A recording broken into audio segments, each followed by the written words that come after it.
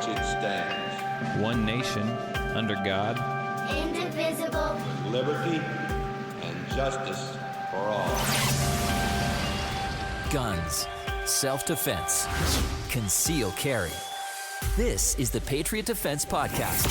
From the war room in Idaho's high desert, here's your host, Todd Echols.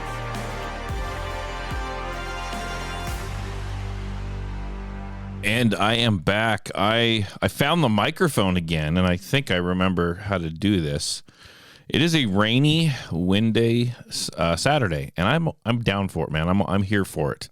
And I am tucked away in the war room somewhere in the high desert of southern Idaho.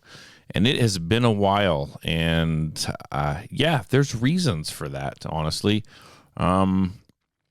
More personal than related to business-wise. I'm kind of been just going through some health stuff. It's kind of slowed me down a little bit.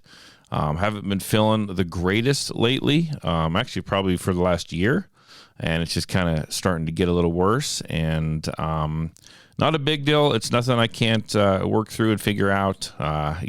Lack of insurance, just throw it all on the table here. Lack of insurance and me not wanting to pay the high prices of medical care in our country has prevented me from going and getting the diagnosis that I probably should have, the exact diagnosis.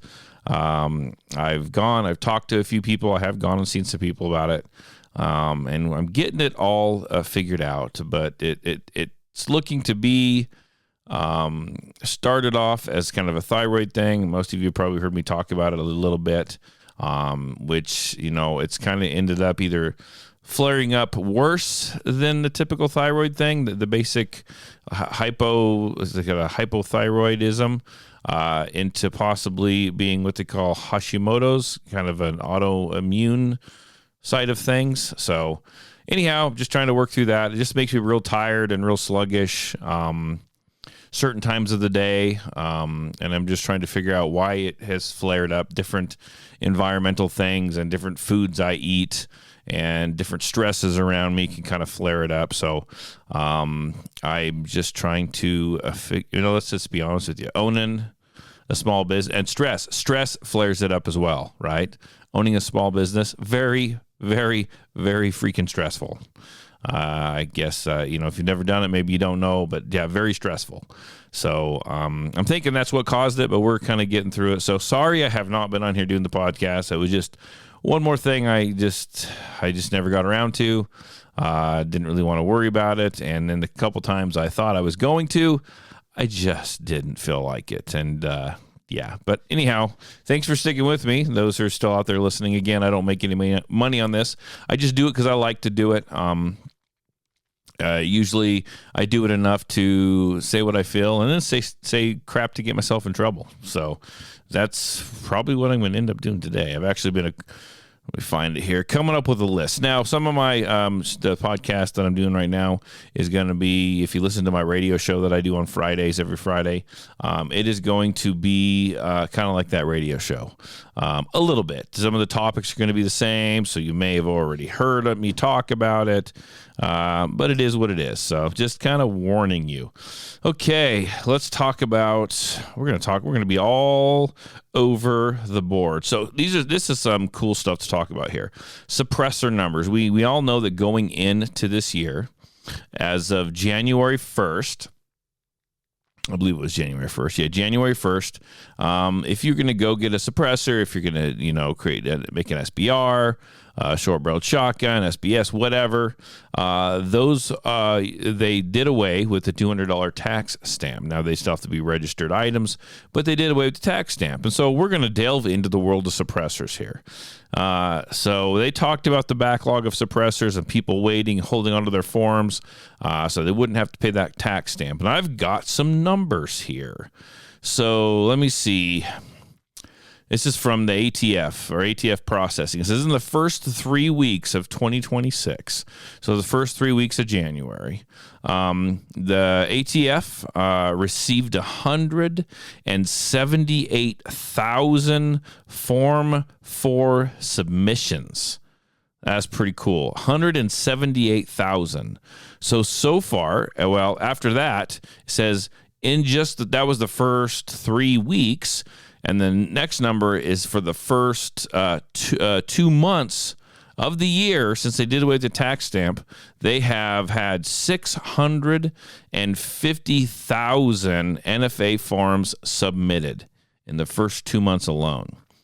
Total registered suppressors or currently registered suppressors in the nation is over. They're calling it over 6 million civilian-owned suppressors that are currently registered.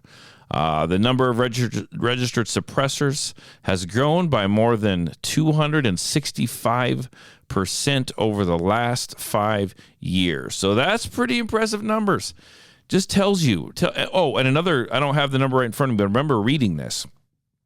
I want to say they said like 40% of the suppressors that people have purchased and are using they're actually used by hunters.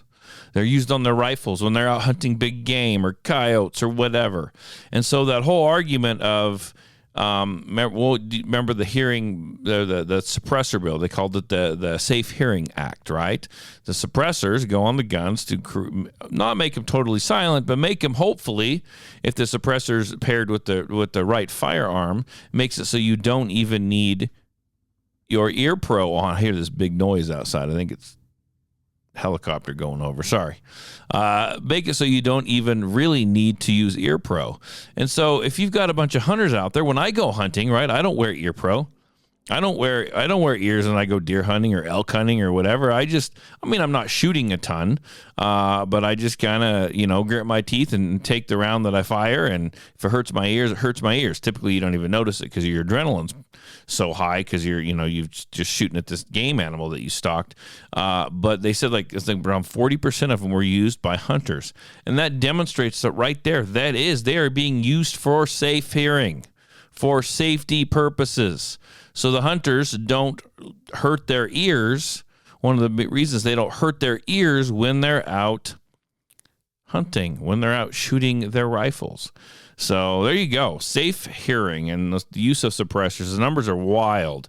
And that just tells you right there. People are like, oh, they got rid of that tax stamp. And that's a good thing. That's a good thing. But they still have to register those items. And with the amount of numbers that are being registered, that just tells you what? The government will give up a few dollars, and $200 a tax stamp. That was a few dollars to them. They'll give up a few dollars any day to retain control. The control being the registration list that you are on if you own a suppressor. So, it'd be nice eventually if they could come in and get rid of all those. Make it so you not only didn't have to pay that tax stamp, but you didn't have to register as well. I'd like to be able to walk in to my store and say, I want that, and buy it and leave with it 15 minutes later. That would be phenomenal, if you ask me. I was poking around here. I'm always poking around here, looking at stuff, and I saw this come through. Rexburg. This is out of Rexburg, Idaho. Now, let me pull up the actual post. Oh, no. Give me just a minute here. I lost it. Rexburg, Idaho. It's on the Rexburg Police Department Facebook page. We have a local police department here just on the other side of the canyon, the river from us. It's Jerome, the city of Jerome, and their police department has a fantastic Facebook page. They are sarcastic, and yet they still get their point across, and they post fun, pretty fun posts, very interactive. I love their Facebook page. And it looks like Rexburg Police Department might have kind of the same type of deal. So they posted this up on, it was yesterday, I believe. So let me read this to you. Rexburg, Idaho Police Department says, dry firing your pistol at home in your bedroom helps build proficiency and familiarity for concealed carry and self-defense. Firing your pistol at home in your bedroom dangerous and reckless and could potentially kill someone. We're all for you exercising your Second Amendment rights, but please be responsible.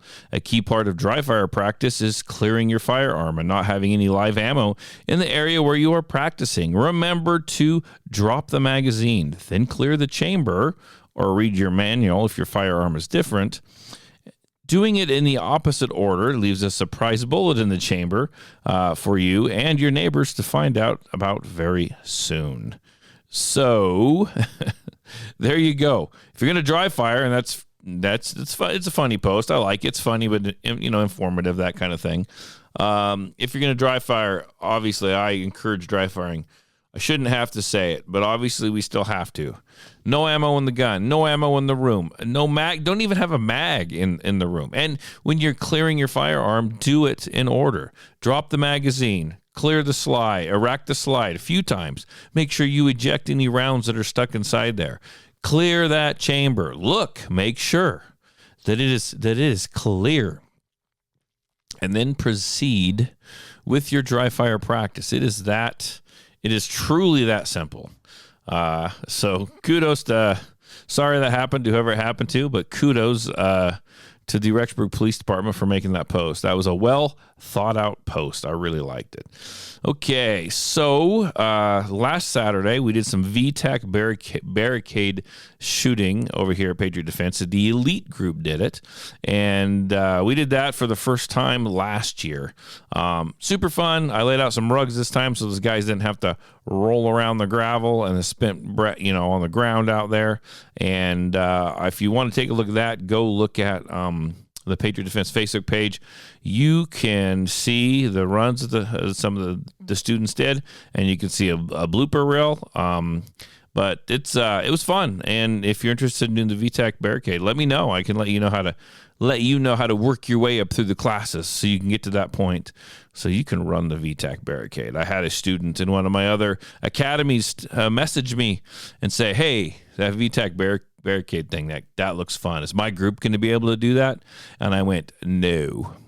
And the reason I say that is because not everyone is set to do the VTAC barricade. Now, if someone wants to practice, they want to rise up through the ranks of the shooting academies, they want to prove that they are good, they want to pass the qual, they want to make it so I trust them with everything in me, then by all means, you can do that. Even if I trust you now, you still need to get up into that elite group to be able to use the barricade. The barricade is well, you guys will see. You have to shoot through this barricade, typical VTAC barricade. Look it up, okay? There's slots and shapes that you have to fire your gun through and engage targets downrange. And you start at the top and you go to the bottom and go from the bottom all the way back to the top, performing reloads where needed. And you have to learn how to manipulate your firearm from standing to squatting to laying to sitting positions, right, and shoot through the barricade without putting holes in the barricade. And you have to be able to keep your gun pointed in a safe direction, orient your gun down range, and just learn how to handle that gun safely. And I'll be honest with you, not everyone wants to be in the elite group, and not everyone's cut out to be in the elite group, and they don't have any interest in it. So I can't just throw that barricade out there for anyone to use. It's very interactive. And you're in it for, I think one run is 36 rounds. So you're in it for 36 rounds. And I've got to trust you explicitly to run that thing. So that's how it is. You can't, and not that this person was trying to, but this is just a general everything. Like, you can't skip up through the ranks. I had a person get a hold of me and about a class. They saw a class and they're like, I want to do that. How do I do that? And I'm like, well, you got to work your way up through the ranks. This wasn't the VTAC barricade. This is another class I got. You can't go from 0 to 100 miles an hour. That's not how this works. I've mentioned it before and time again, and I'll mention it every time I want here if I have to. Shooting, getting proficient at shooting, learning how to draw from a holster and engage multiple targets quickly and move. You don't learn that by just showing up and all of a sudden doing it. You learn that by continually working your way up the ladder till you get to that point. A works with, you got to learn A, then you got to learn B, and then you got to learn C, and then you can't forget A and B, and you have to learn how A and B work together with C. So then all of a sudden you're working on D, but you can't forget that stuff because it all comes back into play if it's not being in use, and you just keep stacking and building. So you get proficient with one thing, dial it in, add something else. Get proficient with it, dial it in, add something else. If you stall out and you're having trouble, then you go back a step. That's the way that you learn. And that's the way that I teach. That's the way I have my classes set up here, even if it costs me money. And it does. I have Defensive Dynamics 1, 2, 3, and 4 class. They are all separate classes. And if you like what we're doing in 3, you like what it look, you read up on the class description, and you like what we're doing in Defensive Dynamics 3 class, you can't just sign up for that class. You got to sign up for 1, you got to sign up for 2, and you got to sign up for 3, and then you can sign up for 4 if you like. But you can't just jump in the middle. That's inefficient training. You're not going to learn anything. You're going to be a liability to yourself, to me, to other people in the class. And unfortunately, classes typically teach to the lowest common denominator in the class. And I don't say that to be mean. I don't say that to be rude. No, it sounds pretty harsh. But, I mean, there's the lowest common denominator. That doesn't mean that person is horrible. They just aren't caught up on the skills that they need to move forward. So in some classes, we teach to the lowest common denominator. When I set up classes 1, 2, 3, and 4, that means that you have worked your way all the way up. I know what you learned. I know what you know. I've passed you. I've said you can move on to the next class. That kind of stuff. Now, I don't make you pay for all these 4 classes. I probably should have. But you don't have to pay for the group of them. You pay for them one at a time. And I will tell you, that has cost me money. And that's okay, because I don't want to mess around and have unsafe things, someone who's not prepared for that class, because it's going to be unsafe. They're going to feel bad. They're going to feel like we left somebody behind, or they're going to feel like they got left behind. And then they're going to try to push to catch up, to go quicker, to go faster. And that's when accidents happen. And I don't want that. I want to teach classes, and I want people to grow, and I want people to learn in a controlled, systematic manner. Because when you're dealing with firearms, folks, you can't screw around. Okay? So we just got to know that going into it. Now, I'm not going to pause the microphone here. I need to take a drink. Caffeine, folks. Remember, I'm a little laggy. I told you about that at the beginning of the show. So this is how I stay not laggy.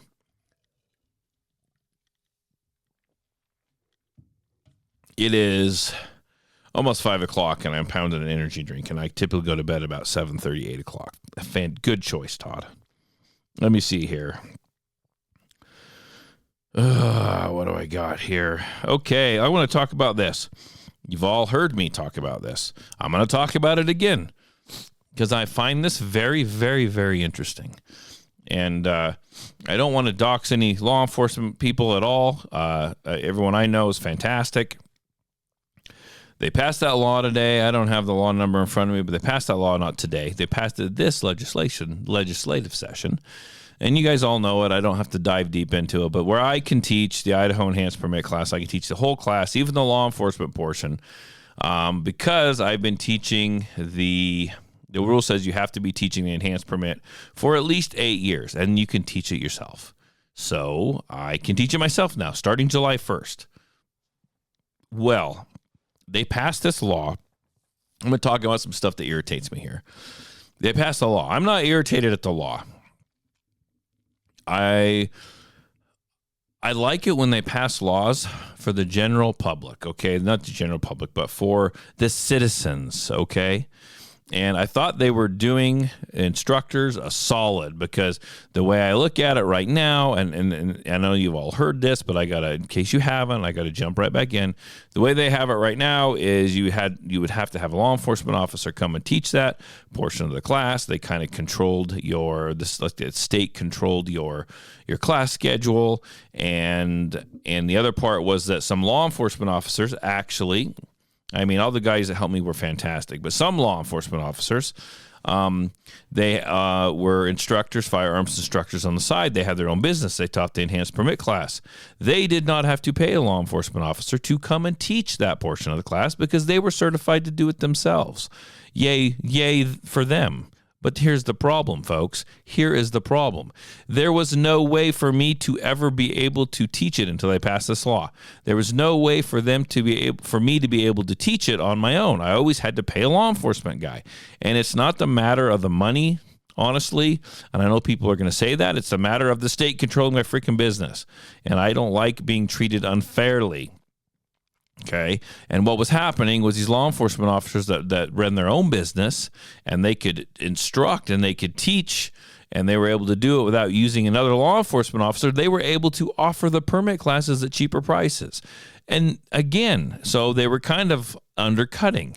And I know that's going to happen in business. People undercut people all the time. Other businesses undercut other businesses. I totally get it. But my gripe was the fact that my tax dollars paid for that officer to go to Post Academy and get what? And get trained as an intermediate post, get certified as intermediate from Post, which then allowed them to teach that class. So that was my tax dollars at work. My tax dollars were used to train somebody to then take a skill and then compete against me. That's not right. And so that was my biggest gripe about the whole thing. I know that a lot of people are thinking, oh, well, you're going to make more money now. Frankly, I'm not, because here, I'm going to pass this along to my safety guys, right? I'm going to pass this along to my safety guys, because in all honesty, they should be getting paid more anyway. The safety folks. They're on the range. They're help keeping you safe. They're answering your questions. They're the ones that are occasionally getting firearms pointed at them. They are the ones that are, out on the hot range. They should be getting paid more. And so that's going to happen now. But here's the thing. I sat down and I was like, 2 months. I got 2 months. This law goes into effect July 1st. Unfortunately, not all counties are the same here in in Idaho. I want to say Magic Valley, here in Idaho. And some are liberal, some are more conservative, some are more for your rights, some don't like firearms. And there's already a couple of counties, 3 to be exact, that when I fill out paperwork, they make me fill the paperwork out differently. I don't have to fill out differently per se, different information, but they make me type it out beforehand. That's fine. I had to go and I had to get on their list of approved guys to do this, approved guys to do that. That's fine. I did that too. But it's kind of a pain in the butt. And occasionally I will get students from them, and I want my students to have a smooth and seamless experience when it comes to applying to the county for their permit. And I hate dropping the ball. I hate having the different counties go, whoa, and they tell my student this, whoa, this guy's not on record. This guy did this wrong. And it makes me look inept. It makes me look like I don't know what I'm doing, and I hate that. Okay? So my thoughts were, the law is going to change on July 1st. I wonder, there is a form that I have to fill out. I have to sign it for the shooting portion, and the law enforcement officer has to fill it out for the law portion, the classroom portion. And it is put out by the Idaho State Police. Now, it's been 3 weeks since I checked last time, and they had not updated this form. So just so you know, okay? Just so you know. And maybe it is updated now. I will check again. But when I checked it last, it was not updated. And it still made it so where I could sign both spots as of July, the law enforcement portion still only said recognize law enforcement officers. You had to put the department you're with and your name. So I'm like, well, surely they're going to change this form, right? So I thought, who am I going to get a hold of to figure this out? So I got a hold of the Attorney General, the Idaho Attorney General.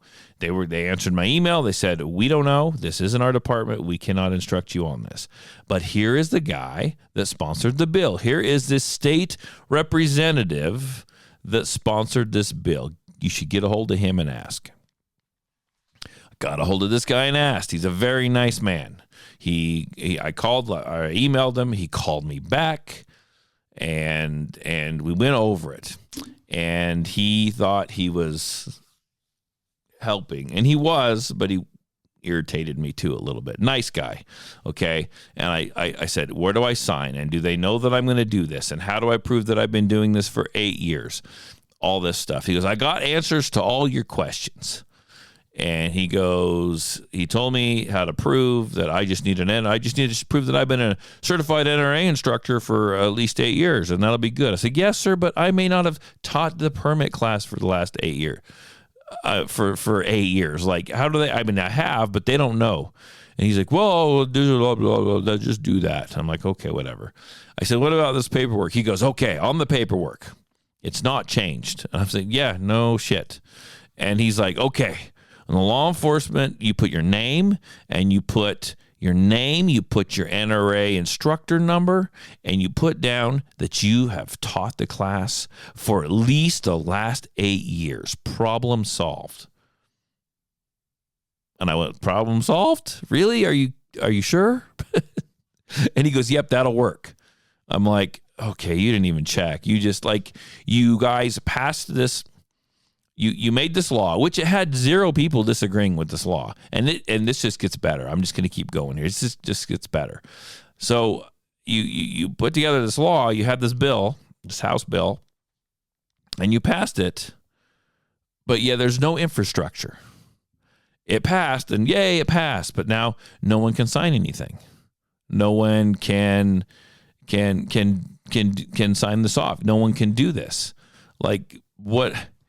And he goes, yeah, no, this will work. And I'm like, okay. And I said, I'm really glad that this passed. I thought I'd just be nice to the guy and chat with him. I said, I'm really glad that this passed because, this has been a big complaint of mine and I explained to you what I just explained. I explained to him what I just explained to you, how they were competing, the tax dollars, all that. And he goes, there was a long pause, and he goes, yeah, that's good. That's right. And he's like, and it also allows law enforcement officers. Some law enforcement officers, like, they aren't law enforcement officers forever. And they'll be law enforcement officers, and they'll like you said, they'll have a business, being a firearms instructor on the side. And then they quit being a law enforcement instructor. And so their only other paycheck is them being a firearms instructor. And you can't just, once you know that knowledge, you don't just forget it. They needed access to it. They needed to be able to still provide an income for their family. They needed to be able to continue to teach. And that's why we passed this law. I'm like, are you fucking kidding me? You didn't pass this for civilians? You didn't pass this for civilian instructors who spent their tax dollars to pay for these guys to go and get trained to compete against them? You essentially passed this bill for fucking law enforcement officers? Are you kidding me? I didn't say that to him. But that's what I was screaming in my head. So no wonder the paperwork never changed, right? No wonder the paperwork never changed. But folks, that's not all. There's more. It's like an infomercial. But wait, there's more. So I'm like, are you kidding me? So I got, and these aren't the fault of any of these guys. So I'm just telling you what happened. I called the local guy that that issues the permits, and I reached out to him and said, this is what's going to go on. What do you want from me? What do I need to do? I'm Johnny on the spot. I'm just trying to get this figured out way ahead of time so I don't have to worry about it. And he didn't know. He didn't know anything about it. And I said, well, let me send you the link. Let me send you the bill. Let me send you everything. You can look. It passed. Here's what it says. Here's what it is. And frankly, I'm just telling you at this point what I'm going to do. And so we had a little conversation, and then through the grapevine, he's like, "Well, I'm not gonna pass it if it comes through the signature because it hasn't come down from the state level yet." I'm like, "Listen," I'm thinking to myself, "Listen here, it doesn't have." It should have. I agree. It should have come down from the state level. You guys should be in the know, but you're not. That is not my problem. This is a law. And I'm thinking this to myself. This is a law. And if you don't allow me to do this, I'm suing somebody. I'm going to the Idaho Second Amendment Alliance. I don't have the funds to sue anybody, but I'm going to figure it out because this is a law and you'll be breaking it. And someone said, just calm down. Why don't you call the sheriff, Todd? So I thought, okay, I reach out to our local sheriff. Love Sheriff Johnson, great guy. So I got a hold of him and I texted him, said, hey, can I come meet you? This is what is going on. This is what I have. This is what has happened. This is the bill. And he got a hold of me and said, hey, I'll come out to your facility. So him and another guy came out, a guy that is over the concealed carry permits. And they came out and we had a discussion. And here's the mind-boggling thing. They knew nothing about this law. Now, we got it squared away. They were fine with it. It's a law. They have to obey it. We discussed what I needed to do and all that stuff. Very nice guys. Great guys. And I literally got in an argument with nobody. Excuse me. All the argument style stuff you heard me just say, that's what was going on in my head. I'm infuriated, okay? And but they got it figured out. We got it figured out. And he goes, this is weird. He goes, I see that this passed, Todd. This is the first time I heard of this. It's the first, and our sheriff is pretty well in touch with what goes on up at the Capitol during the legislative session. He's dialed in on the politics part of it. And he goes, I didn't even know this went through. And he goes, we have the Idaho State Sheriff's Association usually talks about all the laws and the bills that have passed or didn't pass. And this one, they never said a word about. I'm not sure if they even knew. And so we got it all figured out, right? And I appreciate it. Then they left. And about a week later, I'm going, okay, a good portion of my business, my students take the permit class, come from this county that I live in. But I looked at a map and there's 12 other counties that I get students coming to my class to take my permit class, right? And I haven't had any problems in the past with them, but I thought I would go ahead and I'd throw together a nice email just to inform them what's going on, to kind of just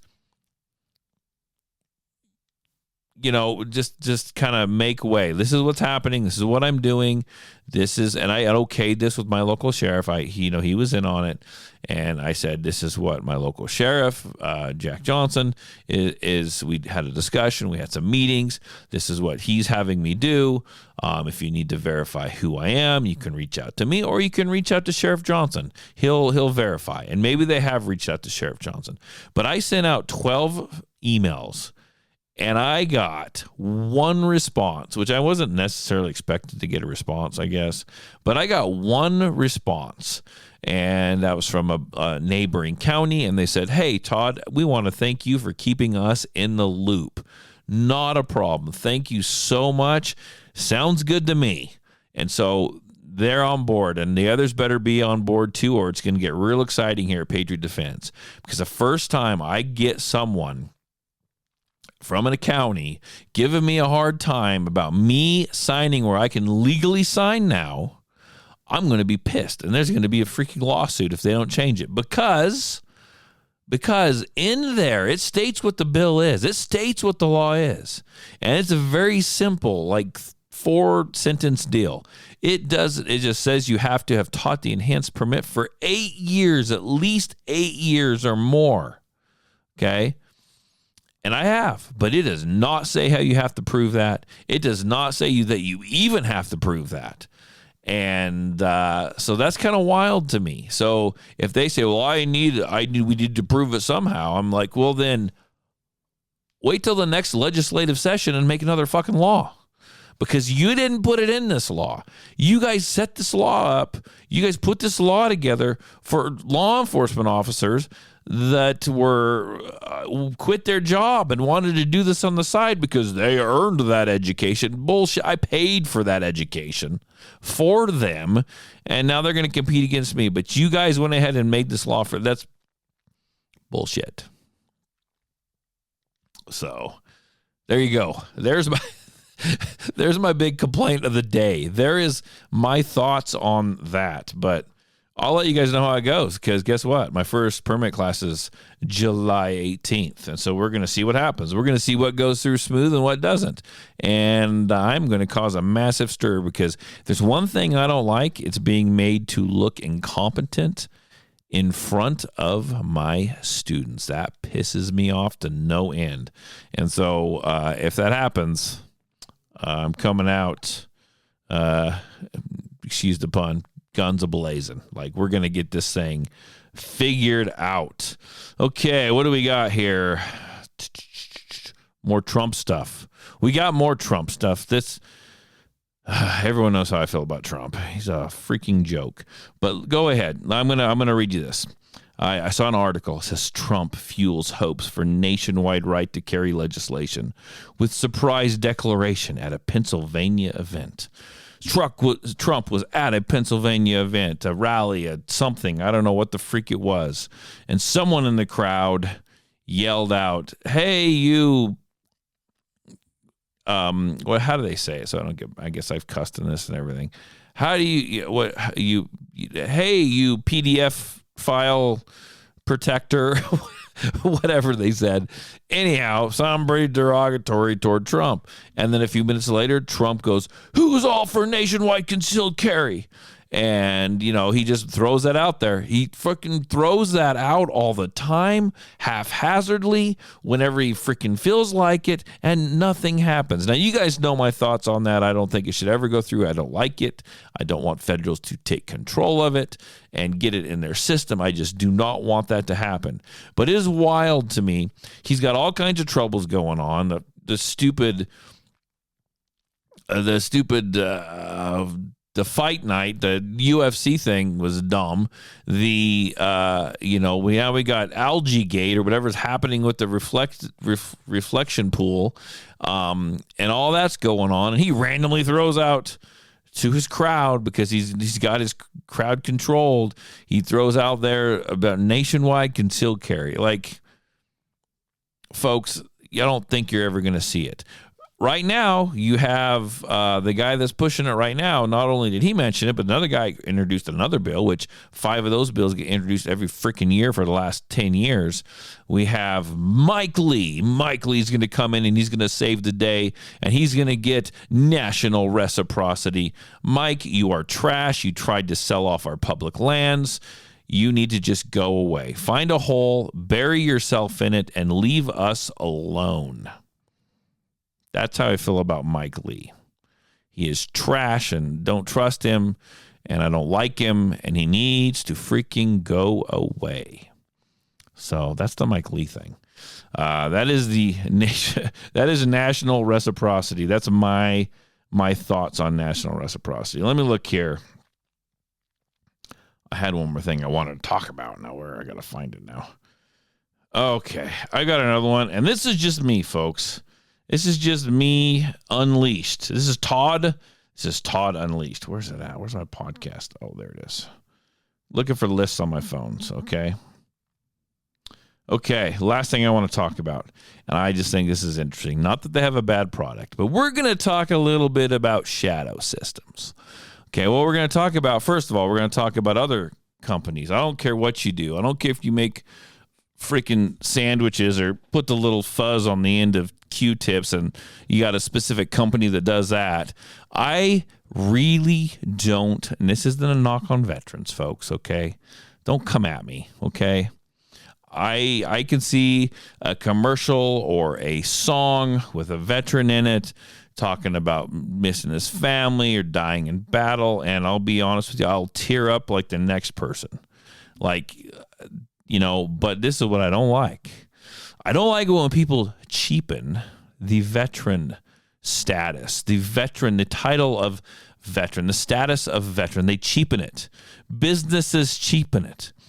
When they say, I make sandwiches for a living and we're veteran owned, I don't give a shit. I don't give a shit. You've just cheapened the status of veteran. You're monetizing that status.